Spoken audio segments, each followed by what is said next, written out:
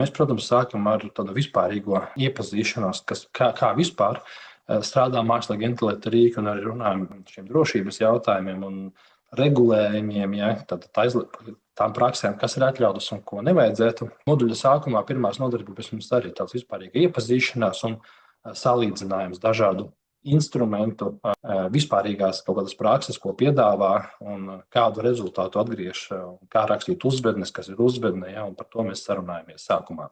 Tas veids, kā mēs mācāmies, ir, kad es parādu dažādus, ja, un tad aicinu dalībniekiem pamēģināt vienu, izvēlēties divus, trīs, kā no kuram tās prasmes ļauj. Protams, es apgalvoju, ka ChatGPT lielākā daļa lietot, es jau vairs droši vien negribētu. Es domāju, ka liela daļa lieto Gemini, vai, piemēram, ja vajadzīga tieša piekļuve internetam, ļoti daudz lieto Grok kaut kurā brīdī. Tie, kas lieto kodēšanu, kods vajadzīgs, ja, un tie varbūt lieto Cloudī, ja, rīki, jo šobrīd ir tās tendence, ka no ChatGPT daudzi atsakās un tieši lieto pasaulē Cloudī šo instrumentu. Ja, tāpēc ir ļoti svarīgs arī, kādu rezultātu es vēlos iegūt.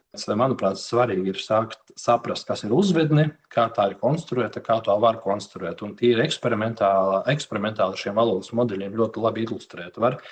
Tad, kad mēs pajautājam viena veida uzvedni, kad mēs pajautājam, pievienojam vairāk parametrus uzvednē, ja, tad tieši ar valodas modeļiem ir viegli saprast, kādu rezultātu atgriež atpakaļ man šie rīki.